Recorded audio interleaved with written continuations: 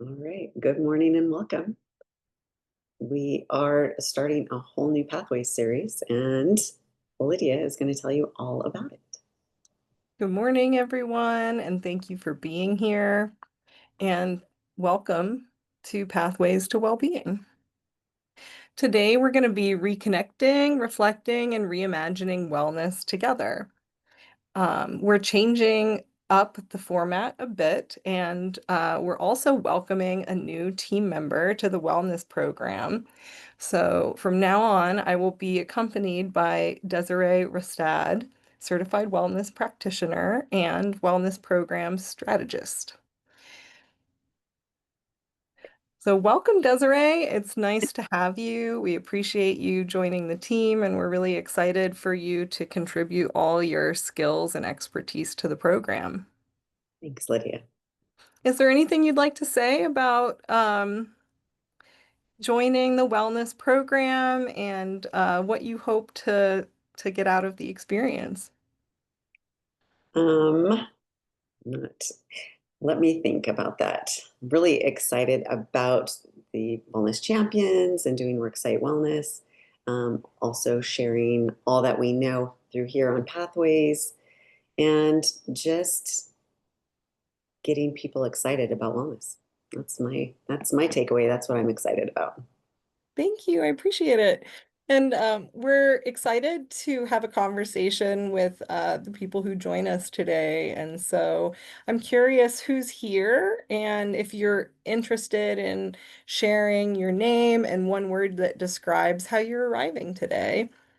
I'll start us off. So my name's Lydia Check. I am the director of the wellness program and a certified wellness practitioner. And I'm arriving curious today. Very nice. Do you have a motion to go with your curiosity? Oh, curious. Yes. Okay. I am arriving. How am I arriving? I feel like my cape's doing this. I'm arriving. It's too much. I'm busy. Busy. Yeah, that's how I feel.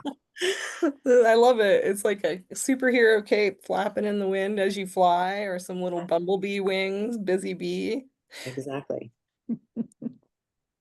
My name is Anna Kiley, and I am arriving today hot. Ooh, Hot. It's very hot in Missoula today. Well, thanks for coming in, everyone. And I'm excited to explore. We're going to be reflecting on our summer and how wellness has worked in our workplace over the summer. We'll discuss what's changing in pathways, and then we'll look at some real world inspiration. We have a couple of resources that we can go through one at a time and talk about the takeaways from those resources, which will be made available to you. And then we have some questions. We're really interested in learning more about how we can improve the program. And then we'll wrap up together. So let's go ahead and get started. So, as you may have noticed, we are shifting away from a lecture style session, and our hope is to have a more podcast style conversation that allows not just Desiree and I to discuss topics of interest within the world of wellness, but also to have you join the conversation so that we're all learning together. And so audience participation is encouraged, whether you want to unmute and share some dialogue. You're welcome to use chat. And of course, lurking and listening in is always welcome. So regardless of what you have going on in your day and regardless of what capacity you're able to share with us, we really want you to be here in whichever way you can show up. And hopefully that changes from session to session, but we understand. And so, yeah, today's session is about reflection, inspiration, and shaping our next chapter together with Miss Desiree. Super exciting. So looking on at back on our summer, summer is always a really busy time for everyone. We're always trying to make the most out of the season. Um, which by the way, I knock on wood. Um, how about the air quality for this time of year? It's pretty lucky in my opinion. Isn't it usually smoky? Oh, yeah, absolutely. It's been so much clearer this year than it has other years here in Missoula, so I've certainly enjoyed that. And usually I try to bounce out of the valley and get to New Jersey during the smoke season, so I'm really happy that we're breathing some clean air. But yeah, looking back on our summer, I'm curious for everyone, what's one small win for wellness, whether it's personal or your team, that you've had this summer? I have been out golfing. So I've taken up golfing, and getting out at least once a week has been quite exciting. Awesome. So yeah, golfing, what a great activity to take on. I mean, you're getting to walk around, getting that aerobic activity, and you're also challenging yourself to develop a skill, which is intellectually beneficial as well. So you're hitting a couple areas of well-being there. Good job, Desiree. Thanks, Lydia. I think one small win for wellness for our team this year, or over the summer, was just adding more personal time to get to know each other. I've really enjoyed that we added the big talk opener to our meetings. And it's allowed us to just connect on a different level and put the bullet points away for a minute and just connect with our humanity. So I'd say that that was definitely a small win for our personal team. Agreed. I think it's been very well received for sure. What's your experience been with practicing some wellness activities during our team meeting?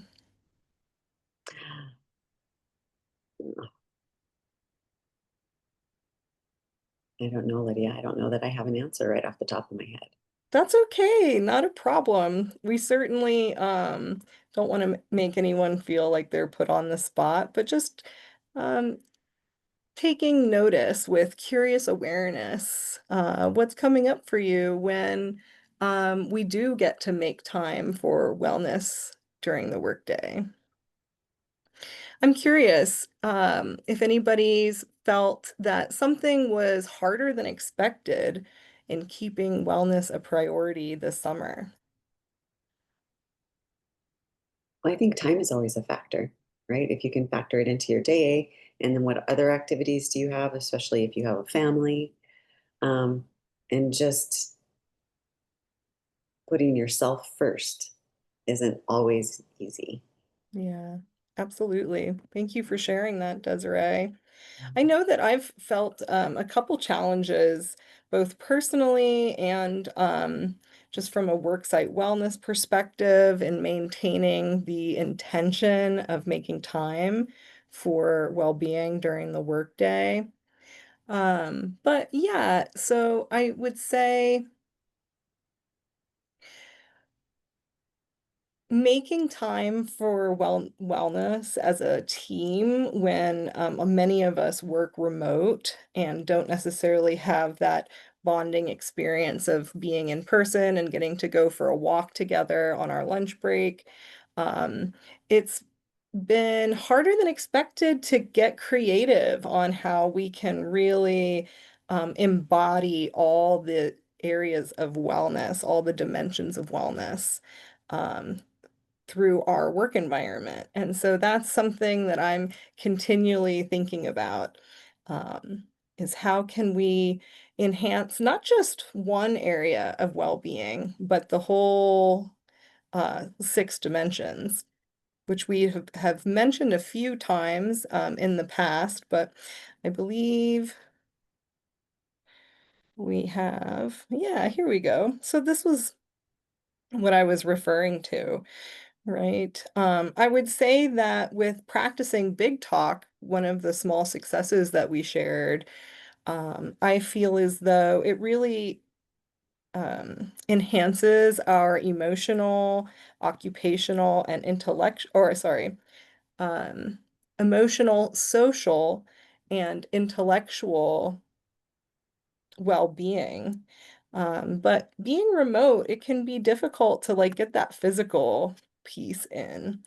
So just kind of curious how you guys are feeling your workplaces stack up when it comes to not just covering one piece, but the whole holistic spectrum of well-being. I'm curious if anybody has any ideas. Are there other remote workers in the chat that have a practice to keep themselves physically well while they're working remote, sitting in front of a computer a lot? I think just being mindful, like mindful of what's going on, making sure you're not sitting too much, move Mm, around, keep the blood flowing, make sure you're getting enough water intake. Those are totally. my daily, really important things to do. And I make sure that I set out, a half gallon at a time so I can track and make sure that I'm drinking enough water. That's a really good tip. So you're putting the amount of water that you know you need to consume in front of you, so you have that visual guide to let you know how you're doing on your hydration throughout the day. Yep. Lovely. Thank you for sharing that tip with us, Desiree. Oh, and also my walking pad. I love to pull that out every so often while I'm working and just walk away. Oh, yeah. How has that walking pad been for you? It's it's been spotty, but it's been good. Yeah, it's really surprising that you can multitask, do so many different things. I can walk, talk, and type all at the same time, and knock on wood, have yet to get bucked off. So I think it's good. Walking and typing at the same time sounds like it could be a dangerous skill to hone if you're not paying attention. Right. Um, so yeah, anybody else care to share any personal tips on how they incorporate different areas of well-being while being a remote worker?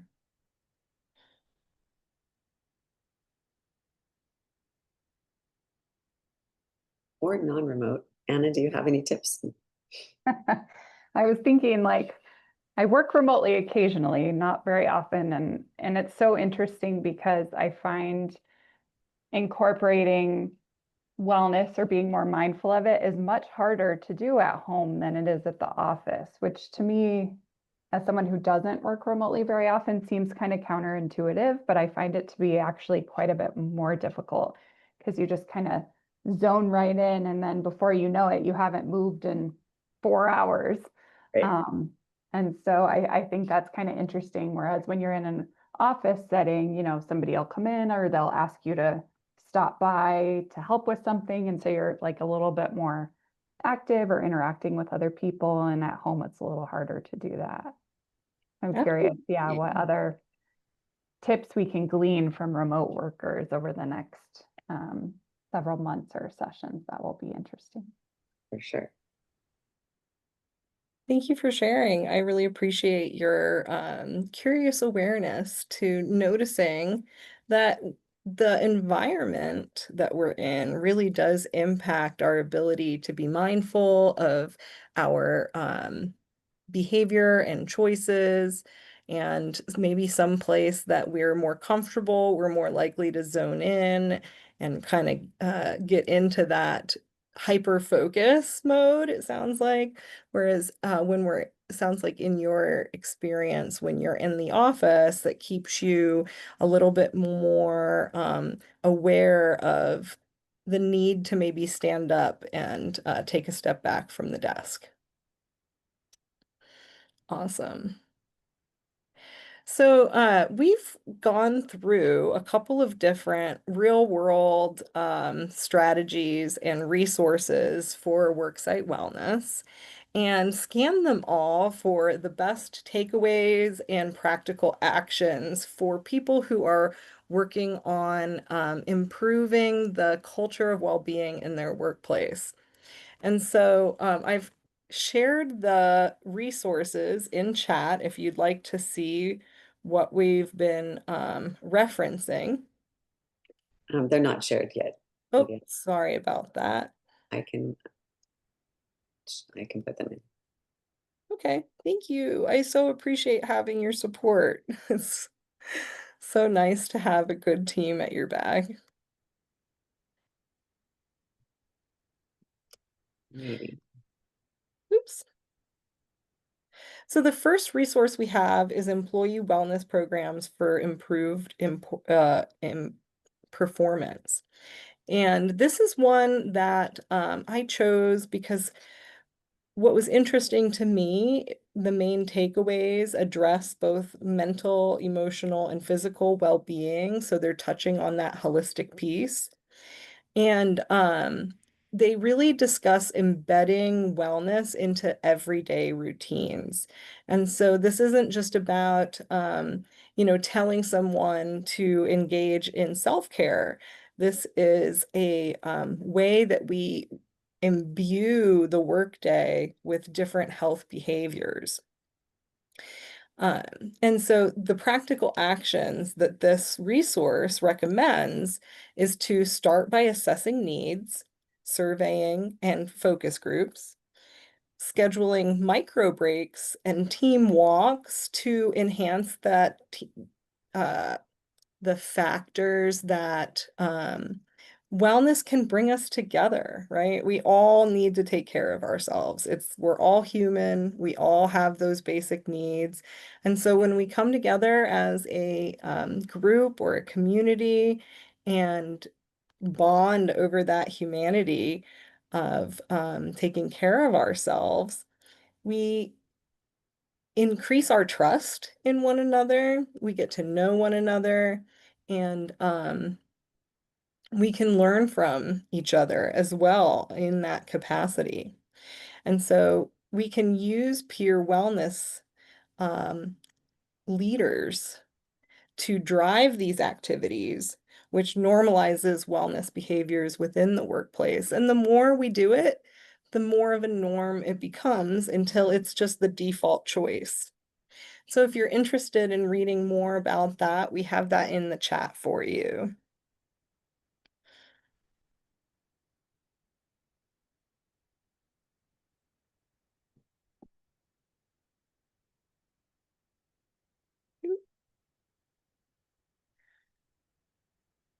So this next one was interesting. We were looking at different toolkits that are credible and peer reviewed. And so this Chief Wellbeing Officer toolkit caught my eye. And I was curious, did you have an opportunity to look at the toolkit? I have not. Not in um, I have not. So they create a step-by-step model for wellness leadership, Mhm. and it creates a culture maturity model for readiness. And so what they are suggesting here is that we gauge our readiness for change within the workplace. How ready are we to take on these, co-adopted wellness behaviors? And they suggest that depending on our readiness, it would put us into different groups for where our programs take root, so to speak. So they recommend for the practical actions to evaluate readiness before launching initiatives and to then link wellness to turnover, absenteeism, and cost savings to get leadership behind the value of these wellness strategies. So, yeah, if the leadership is on board in seeing the benefit to these other statistics that are or metrics that are recorded for the work site, that we can make a case for wellness. I like this. This is a good example, Lydia. Thank you for sharing. Thanks, Desiree. It's also important to define clear roles and authority for wellness champions. And so when we have the buy-in from leadership, which we'll talk more about next week for those who can join us, when we have that buy-in, that also backs the wellness champion to really do their work, right? They have that trust and autonomy to take on the authority to launch initiatives within the workplace. And so that's where that needs assessing piece comes in, which I find to be most fascinating. And I know that you love data collection, Desiree. Love it. It's a necessary tool. It's a necessary thing, to help programs keep moving. So Absolutely. And speaking of which, our program will be sending out some updated surveys to assess needs and create a baseline so that we can understand how we can improve the program to continue to better meet the needs of our wellness champions. So just so you know, keep an eye out for that survey.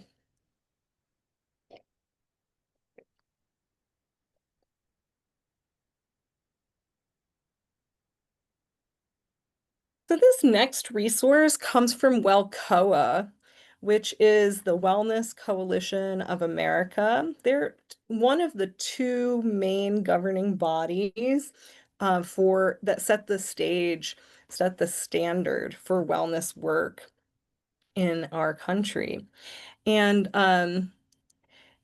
as you may know, Desiree, WellCoA and National Wellness Institute have now merged into one entity called Wellness Alliance, which is the now national certifying body for wellness practitioners.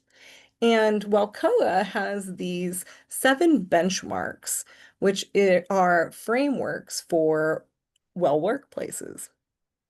And what we're going to notice in looking at all these different resources and case studies is we're going to start to see some common themes and trends with the practical actions and takeaways. So there really is a standard of the order of operations, where we're at in our wellness programming and our initiatives. And that's what we're here to help our wellness champions navigate.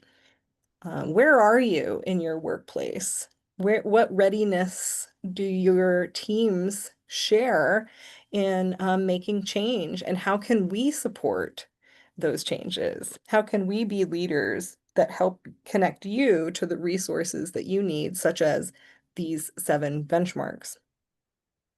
So the 7 benchmarks from Wellcoa have 5 main takeaways. Their first takeaway, rather than assessing need, is actually getting leadership support. And so this is important because without the support of leadership, we don't have that top-down modeling of what's expected in the work culture. Um, and they're saying that if we're going to have cohesion of wellness behaviors in our teams, we need that leadership support at the top. What do you think, Desiree? Do you think that there is a best practice as to where to start with getting leadership support or performing what was it, a culture maturity readiness I think evaluation? just being armed with information is very helpful before starting the conversation. just so leadership really understands what it is you're planning to do or you would like to do.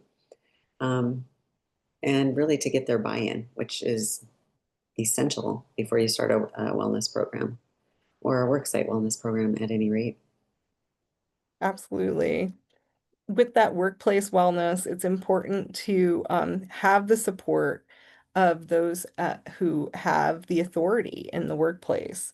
And once we gain the trust and buy-in of our leaders, that's when, we can begin the data collection and evaluating of needs. Once we understand the needs of the workplace, that's where we can shift into strategic operating plans, right? Coming up with a strategy for how to move forward. What's going to have the biggest impact and why? And then the last but not least, they suggest having a supportive environment that makes people feel seen, heard, creates psychological safety, and even vulnerability in allowing people to show up where they're at and start taking the care of themselves from a place of honesty and authenticity in the workplace. So their key takeaways are practical actions. They're saying you should involve leaders at least quarterly in reporting out on how the wellness initiatives are going. And if your team is big enough, to even look at forming cross-department wellness teams, right? And so what this suggests is that wellness behaviors in one area of our workplace might be totally different than wellness behaviors in other areas, which we see even in our small team that we've heard today with Anna sharing her experience working in the office versus our experience working remote. And so that's a little micro example of what they're discussing here. Most importantly, tracking participation and outcomes. So we can see where we're going and we can see if we are actually having the impact that we want to have.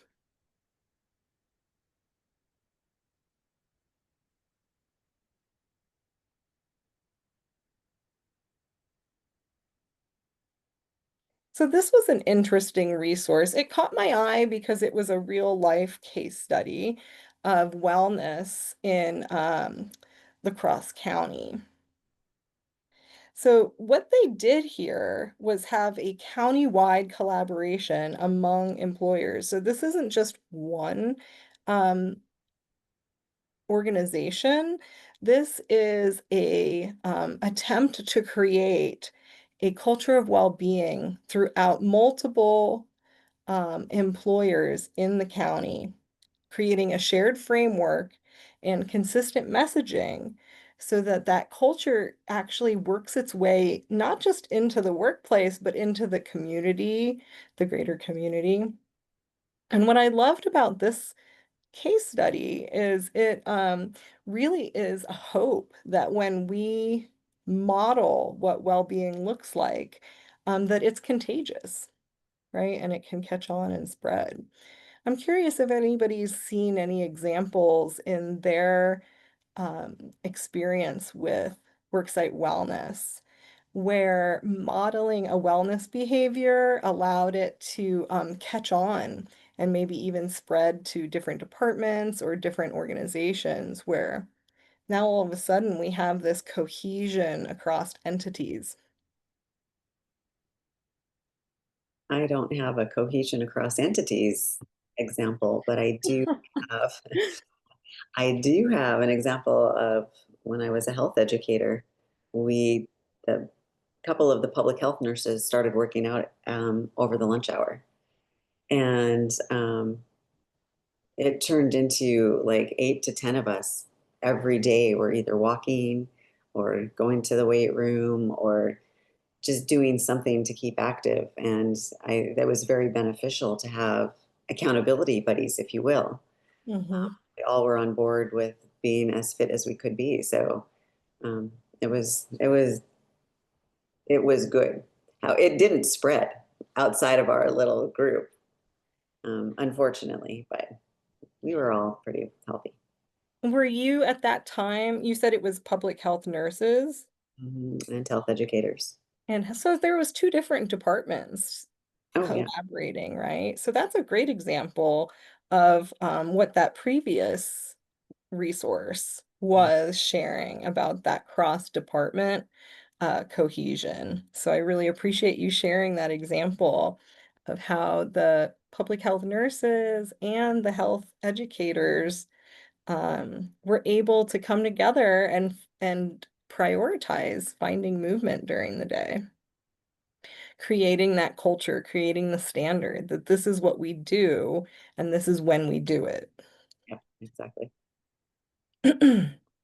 So the practical actions that were my big takeaways from this case study was to partner with other organizations and share resources where it makes sense. So are there other organizations that are doing things that are working well for them that we can adopt instead of reinventing the wheel? Can we have peer-to-peer sharing or organization-to-organization sharing of best practices? And when we do that, we create a shared wellness brand um, that can be modeled consistently through different workplaces, right? Creating this standard that moves the needle forward on what it means to be well at work, not just in our workplaces, but in our greater community. And through that, I think it's really important that we regularly share success stories that build momentum. And that's exactly what we are hoping this pathways session or these pathways sessions can do. Create a hub for peer-to-peer sharing across organizations that allow us to create a cohesive picture of what worksite wellness looks like for public health in Montana.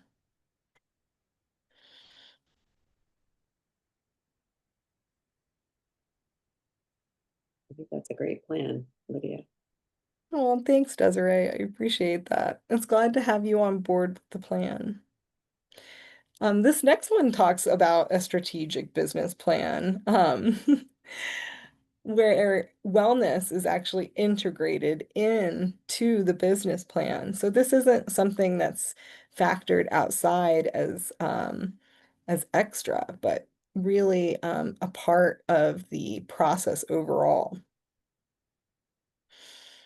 In the Gunderson Health case study, they have personalized coaching available for their employees, plus leadership modeling wellness. And so those are themes that we continually see coming up, is that how important it is that leaders in the work community are practicing what they preach and taking care of themselves and modeling those health behaviors, those creating those cultural norms for their employees.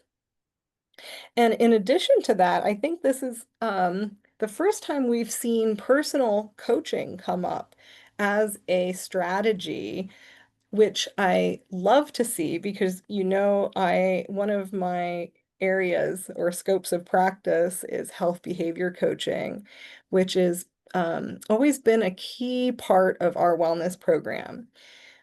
Having the ability to have that one-on-one support so that the individual is just as supported as the group within our workplace. There might be something that someone is wanting to improve upon that's impacting their performance, but it's a personal need. We might not see that shared throughout the workplace. And so accounting for those individuals with giving them access to personalized coaching for the things that they're motivated to do is the key here. And so if anybody is interested in utilizing that resource, Please know that we provide free health behavior coaching. You can get support in setting goals in any area of well-being, whether within the workplace or within your personal life. Whatever you feel is going to benefit you the most, that's what we want to work on in coaching. And so I love to see that come up in this health study. They also discuss about how important it is to have environmental and policy changes that make these health behavior choices the easy choice. So not just saying that we want people to move more at work, but creating the environment that invites people to do so. And what comes up for me about that, Desiree, is the work that you've done for yourself in your working environment, creating the or having access to the walking pad so that it's the easy choice, right? When you go to your desk, you see the walking pad, maybe the desk's already raised and you're ready to go. As instead of sitting in the chair, the default becomes standing or walking. Right. Purposefully not gotten a comfortable chair. I do stand most often until just right this very moment. So this is a great example right here. Just You kidding. know, you know what's awesome is we can't really tell whether you're sitting or standing. Yeah, I agree with you on that though. I don't currently have a chair in my office. I just have one of those um balance balls and a standing desk with a impact mat.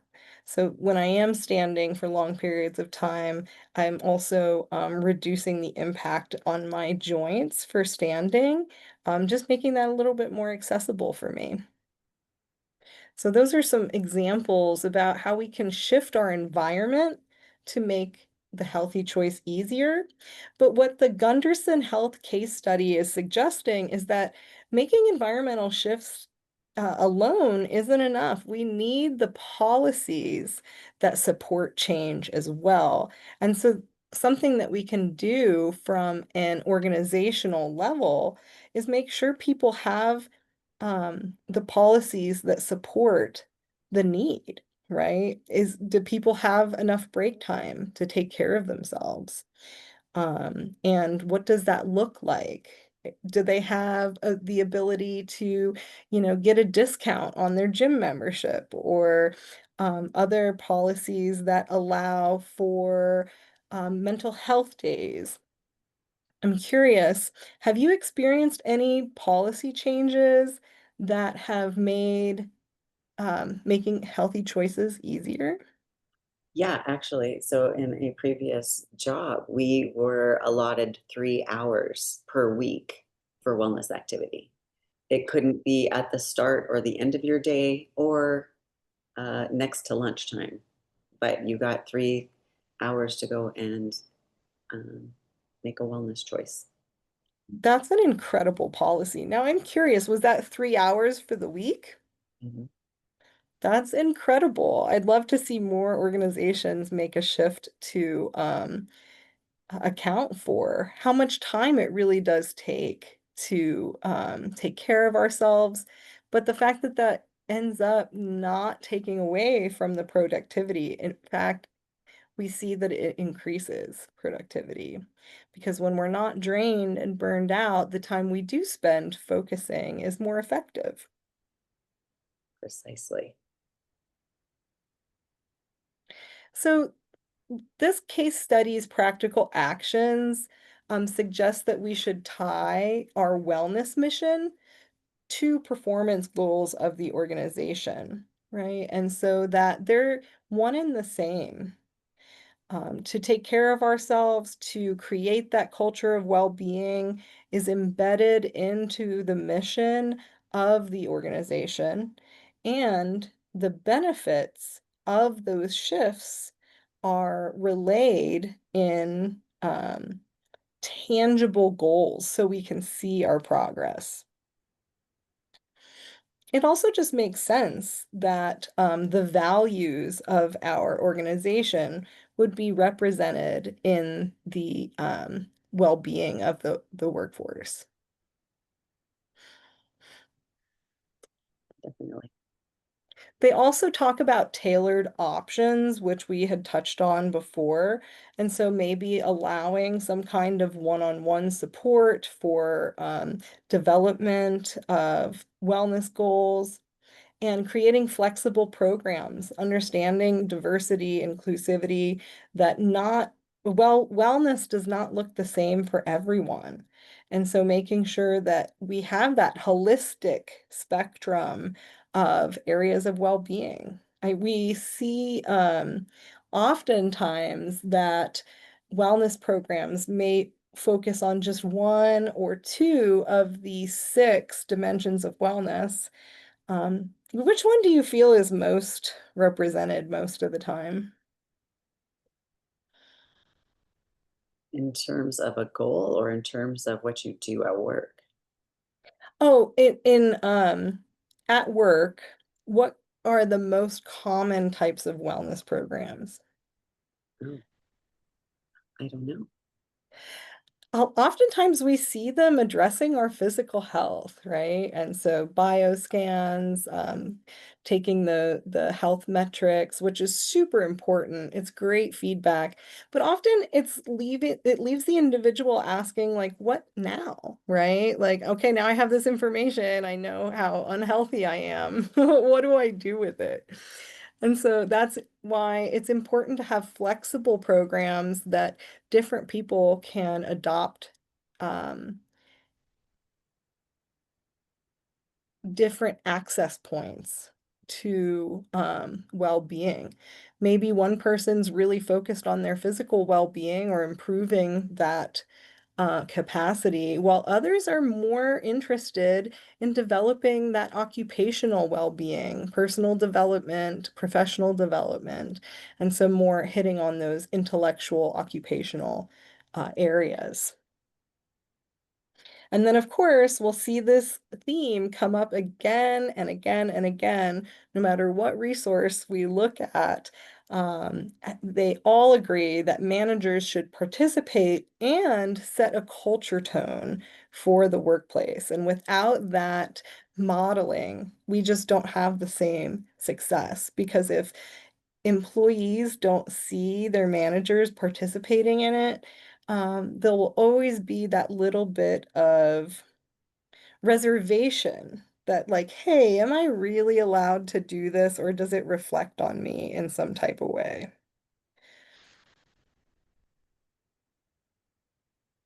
And so this is the resource that Desiree brought to the table, our fifth resource, Reimagining Wellbeing at the Workplace. And what was interesting to me when she brought this resource to my attention was that they suggest that individual and team well-being are interconnected. They're one and the same. And so what we see here is that not if individual wellness is, let's say, being impacted and there's a need there. If the individual is feeling burnt out, the team performance suffers, right? And if the team well-being isn't accounted for, and we don't have that shared understanding of what wellness looks like in our work culture and what we engage in together, that impacts the individual, right? Then we have that environmental impact where the environment, the policies, the norms aren't supporting the individual in doing the things that they need to do to take care of themselves. Have you seen any examples of where this very delicate balance of um, the individual and the team being interconnected? Not through wellness. Definitely. So they're suggesting that there are a few key factors, one being psychological safety. Another being trust, workload balance, and shared purpose. They suggest that individual balance and team goals need to be, or I'm sorry, we need to balance individual and team goals to avoid burnout or disconnection. So it's not one or the other, it's a yes and here. Their practical actions that we can learn from are to create team check-ins for well-being, right? Asking ourselves and making a point, making an intention to find time and emotional vulnerability and really sharing how is the team doing? Um, and doing a inventory on capacity, right? Who's feeling burnt out? Who has an unrealistic workload? And how can we shift or delegate tasks so that people feel as though they're being supported, seen, and not left like high and dry with too much on their plate. And I think in order for those team check-ins to really be effective, we need to foster open feedback and create realistic workload goals, right? I think it's also important for leaders to share successful wellness stories or unsuccessful, right? We're not perfect. We're all human. And so sometimes sharing those challenges is just as valuable as sharing the successes. Um, in modeling that vulnerability of sharing successes and challenges, it invites more authenticity during those check-ins for open feedback. And what's interesting to me with this one is that that is a lot of what we're trying to do here with Pathways is create a platform where people can check in and share how they are, and share stories of their best practices in their workplaces and to seek support for the challenges that they're experiencing. Because what we'll find out is the more we share, the more we open up, the more we see our humanity and realize we're not alone, right? We all have very common um, challenges and we all have very common needs. And so if there's a best practice that is meeting the need in one workplace, it's very possible that that best practice can meet a similar need in another workplace. So learning from one another is just that key element that we're trying to foster here.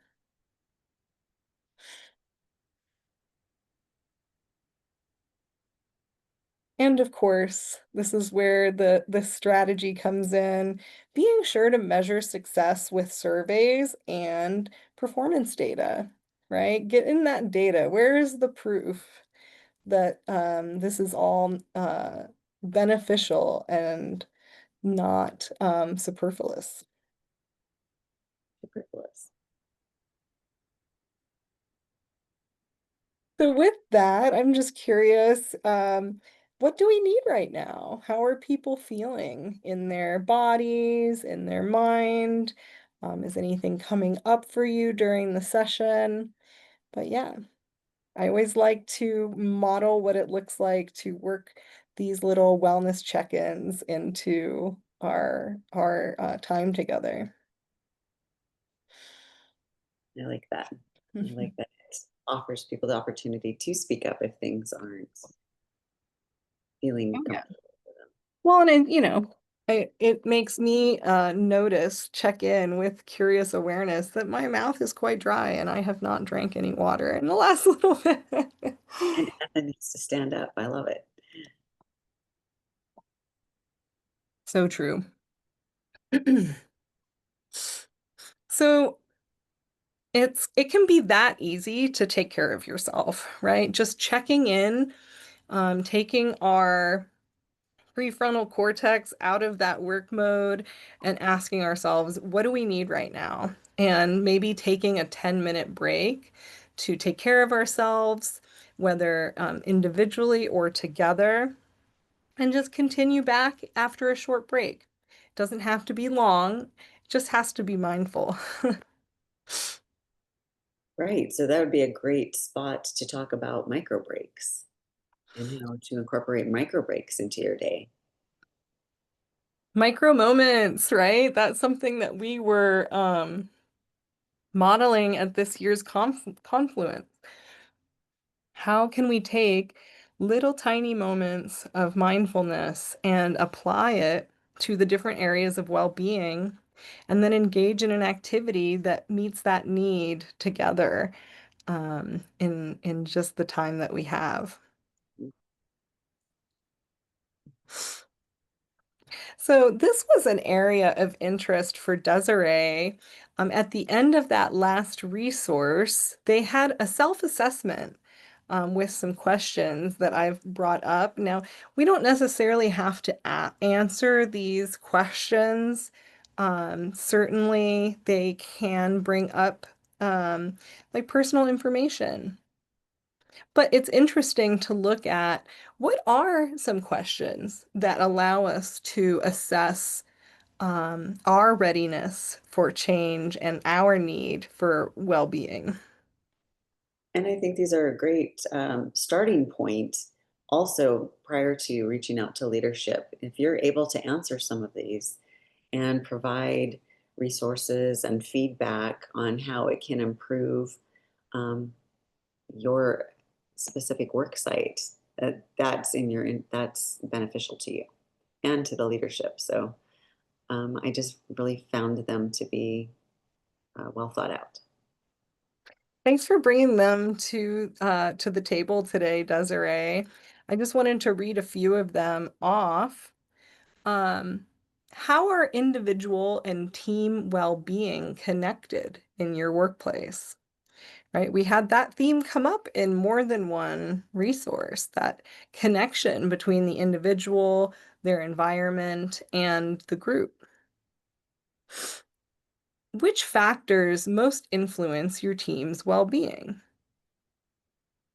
Have you seen conflict between individual and team goals? And if there is a dissonance there, I'm curious how we might navigate that. What's one thing leaders can do to improve workplace support? Right? If we don't tell them how to support us, will they really know what it is we need to feel supported and to create that psychological safety and trust? It only comes through vulnerability when we are able to meet one another where we're at and share that valuable feedback, which can be a challenge. And so I'm really excited about next week's Pathways session to discuss more about leadership buy-in. This next question, what's the first step in a comprehensive well-being strategy, right? We can maybe all be on the same team of like, yeah, wellness is important. We want people to feel good and work well together. But how do we begin? What is that first best step or that next best step that we can take toward a comprehensive well-being strategy? And so, yes, sometimes asking ourselves, like, really, where are we beginning? And how would you know if your well-being efforts are working? That's where Desiree comes in. We've been working on our well-being efforts for a year now, nearly. We're coming up on the end of our first year of the Wellness Champions program in October. And so it's wonderful to have Desiree step in and help us assess how effective are our well-being efforts. And so I'm really excited to start collecting that data with you. Thanks, Lydia. I'm really excited too. Well, we were hoping that there'd be some wellness champions on the call that would provide us some feedback about the program. And so if you're watching a recording of this, feel free to reach out by email and let us know what's working well for you in Pathways so far. What would you change or add? What topics or formats would be most useful? And what support do you need to make wellness work at your site? And how can we help you um, in making that next best step?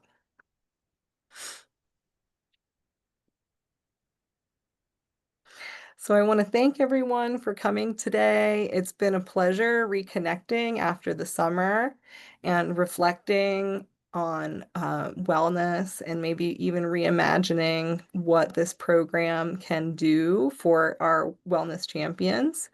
I'm excited to move our efforts and this cohesive culture of well-being forward together.